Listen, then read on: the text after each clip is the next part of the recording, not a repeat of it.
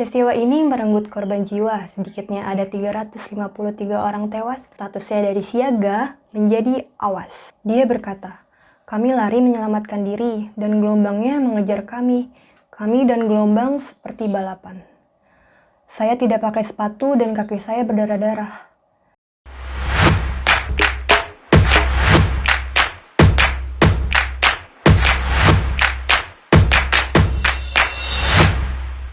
Halo semuanya, aku Adifa. Jadi di video kali ini aku akan membahas tentang 3 peristiwa kirtan menyeramkan di Indonesia. Terima kasih sudah klik video ini. Jangan lupa klik tombol subscribe, like, komen, dan share supaya kalian selalu update video terbaru dari kami. Apa kabar semuanya? Semoga selalu dalam keadaan yang baik ya. Sebelumnya aku mau ngucapin selamat tahun baru 2021 untuk kita semua. Semoga di tahun 2021 ini kita selalu berada dalam lindungan Allah, didekatkan dengan hal-hal yang positif, muncul harapan baru, semangat baru, kekuatan baru, dan semoga pandemik ini cepat berakhir. Amin. Maaf ya guys, kalau misalkan kalian pas nonton videonya ada suara burung, karena pas tag burungnya lagi rame banget di luar. Di setiap tahun pastinya kita melewati pahit manisnya kehidupan. Banyak kejadian atau peristiwa yang selalu diingat dan membekas di hati. Seperti selalu ada bencana alam dari yang ringan maupun yang terparah. Bencana alam tersebut bisa disebabkan oleh manusia maupun oleh alam. Sebagai contoh, bencana banjir. Bencana ini terjadi karena manusia membuang sampah di sungai, sehingga menyumbat jalannya air. Atau bisa juga disebabkan karena pembangunan gedung-gedung yang tanpa memperhatikan resapan airnya. Berbeda dengan peristiwa bencana alam yang memang disebabkan oleh alam, seperti tsunami, letusan gunung Merapi, gempa bumi, dan masih banyak lagi. Nah, berhubungan dengan bencana alam, langsung aja yuk kita bahas 3 peristiwa akhir tahun menyeramkan di Indonesia. Let's go! Yang pertama, letusan Merapi 2010.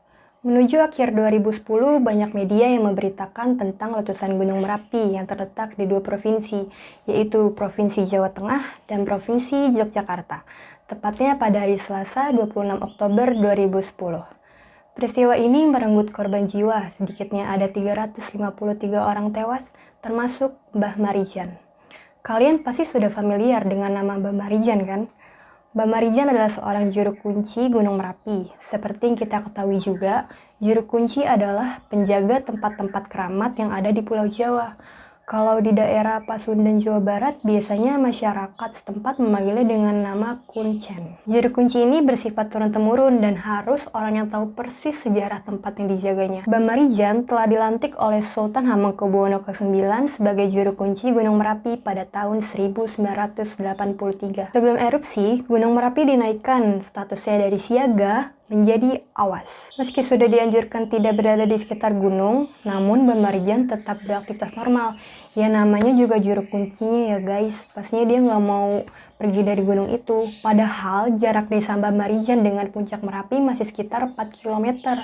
Karena memang Gunung Merapi sudah sangat berbahaya, akhirnya pada saat itu Mbah Marijan sudah ditemukan tewas di rumahnya dengan posisi sujud dan tubuh yang sudah banyak abu. Peristiwa letusan ini diikuti hujan abu di sekitar lereng Merapi, dan letusan Gunung Merapi ini lebih parah dibandingkan dengan letusan pada tahun 2006. Banyak rumah yang rusak, khususnya untuk warga Jogja, Sleman, Klaten, dan sekitarnya. Dan pengungsi pada saat itu mencapai 500 juta orang. Yang kedua, gempa dan tsunami di Palu tahun 2018. Gempa bumi berkekuatan 7,4 skala Richter mengguncang kota Palu pada tanggal 28 September 2018. Gempa yang disusul oleh tsunami ini menyapu semua benda dan makhluk hidup yang ada di bumi. Lebih dari 2000 jenazah ditemukan, namun jumlah pastinya tidak diketahui karena banyaknya tempat yang dilanda bencana alam tersebut. Jadi guys, aku akan menceritakan kronologisnya. Jadi, kronologisnya pada tanggal 28 September, penduduk setempat sedang mempersiapkan festival di pinggir pantai untuk merayakan ulang tahun kota Palu, tepatnya ulang tahunnya yang kemarin pada tanggal 27 Septembernya.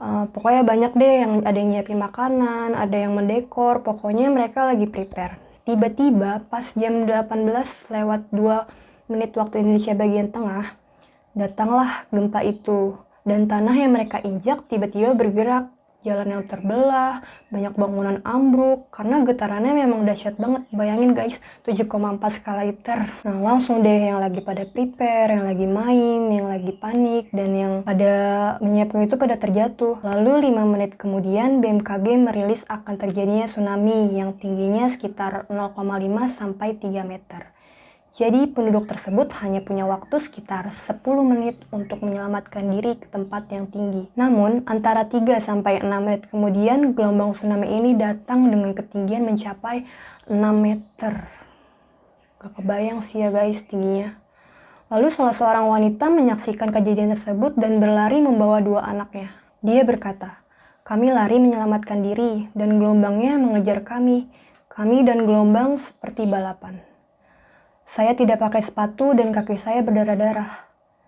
Dan ternyata guys, banyak orang yang tidak mengetahui akan terjadi tsunami karena aliran listrik pada saat itu terputus. Jadi benar-benar gak ada komunikasi pada saat itu. Sedih banget gak sih guys kalau kita ngebayangin kita ada di posisi yang seperti itu. Gak tahu apa-apa tiba-tiba datang tsunami. Dan peristiwa ini pastinya meninggalkan luka terdalam sih bagi kota Palu. Karena kejadian ini termasuk bencana alam terbesar di tahun 2018. Yang ketiga, tsunami Selat Sunda 2018. Masih terdengar hangat peristiwa tsunami Selat Sunda 2018 yang terjadi di Banten 2 tahun lalu. Tepatnya pada Hari Ibu, yaitu tanggal 22 Desember 2018, sekitar pukul setengah 10 malam. Peristiwa tsunami ini disebabkan oleh letusan anak Krakatau yang berada di Selat Sunda. Jadi, anak Krakatau ini erupsi dan menyebabkan longsor yang ada di bawah laut.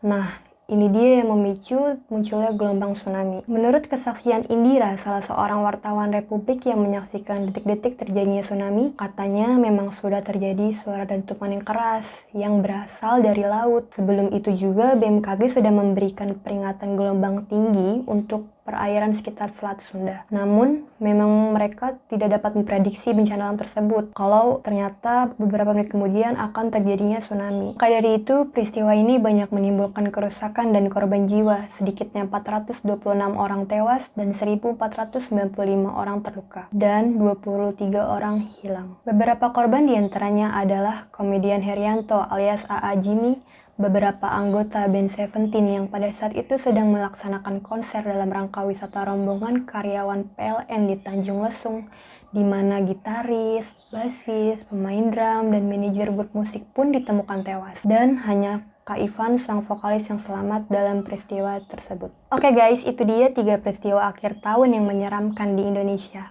Setiap bencana alam selalu ada kerusakan atau korban jiwa. Seperti yang aku sebutkan tadi, banyak juga tokoh dan public figure yang menjadi korban bencana alam. Banyak banget pelajaran yang dapat kita ambil dari peristiwa tersebut. Kita harus lebih berhati-hati dan belajar lebih banyak dalam menghadapi bencana alam. Seperti jangan panik dan harus bisa mengambil tindakan yang tepat. Namun, di balik itu semua, peristiwa yang terjadi adalah atas kehendak Allah.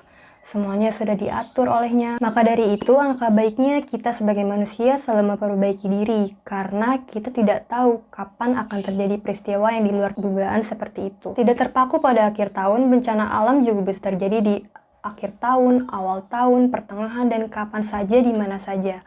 Saya juga mengucapkan turut berduka cita atas peristiwa bencana alam yang pernah terjadi di Indonesia. Pastinya memakan banyak korban jiwa, dan semoga almarhum yang ditinggalkan sudah tenang di sana. Semoga juga keluarga yang ditinggalkan selalu diberi ketabahan. Selesai sudah cerita hari ini. Terima kasih sudah menonton. Pantengin terus channel Kreatinfo karena akan banyak kejutan di setiap minggunya. Apabila ada kesalahan dalam perkataan atau perbuatan, mohon dimaafkan ya guys.